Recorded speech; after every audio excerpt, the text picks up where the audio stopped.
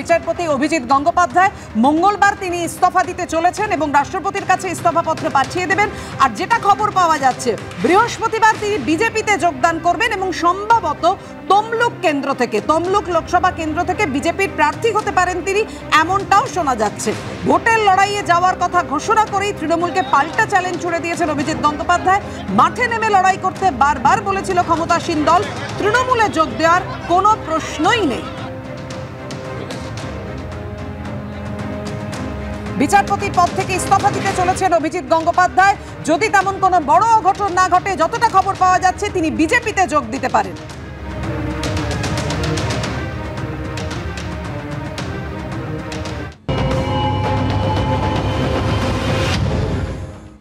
Once a political tool, always a political tool.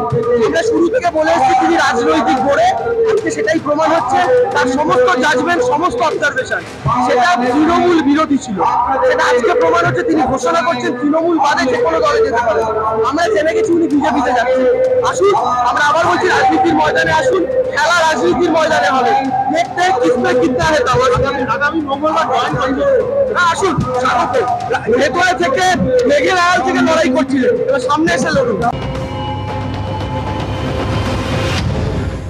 Abhijit বাবু পদত্যাগ গৃহীত হবে কিনা, অভিজিৎ বাবু পদত্যাগ করলে রাজনীতির মঞ্চে যাবেন না সামাজিক সংগঠনে থাকবেন না বই লেখার কাজ করবেন বা অরাজনৈতিক গণ আন্দোলন গড়ে তুলবেন বাংলাকে বাঁচানোর জন্য, সেটা তার সিদ্ধান্ত। একটু 48 ঘন্টা অপেক্ষা করলে ক্ষতি কিছু নেই।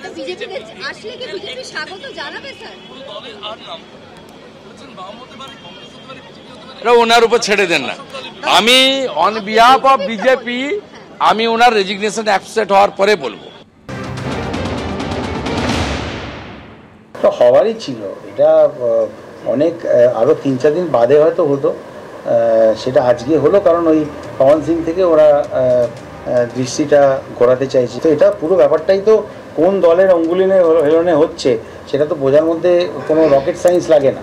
আর উনি চিরকালই পাবলিসিটি হাংরি একজন মানুষ ছিলেন। আমার একটা ভবিষ্যৎবাণী, দেখুন উনি ভোটে দাঁড়াবেন শুধু তাই নয়, ওনার লক্ষ্য বা স্বপ্ন উনি দেখছেন যে দেখবেন হয়তো লোকসভা ভোটে উনি দাঁড়াবেনই না। ওনার মূল লক্ষ্য এটাই হবে যে 26-এ উনি মুখ্যমন্ত্রী হবেন, বিজেপির মুখ হবেন। আমি আপনাদের আজকেই বলে দিচ্ছি, যে রায়টা উনি লিখছেন না তার বাইরেও উনি অনেক কমেন্ট করেছেন যেগুলো জাজ সুলভ কমেন্ট বলে কেউই মনে করেনি। এটা কিন্তু সত্যি কথা যে উনি টপিকের বাইরে গিয়ে প্রায়শই নানা রকম ঘটনা ঘটানোর চেষ্টা করতেন। হঠাৎ কোনো মন্ত্রীকে 1 ঘন্টা 1/2 ঘন্টা নোটিশে আদালতে ডেকে পাঠাচ্ছেন। এগুলো সবই ওই নিজেকে ওই সূর্য সেনের মূর্তির নিচে উনি আগে থেকেই নিজেকে দেখছিলেন। এবারে ওই কোন সূর্যের আলো ওনার ওপর পড়ে সেটা উনি অ্যানাউন্স করার জন্য 3 দিন পাবলিসিটিতে থাকতে চান।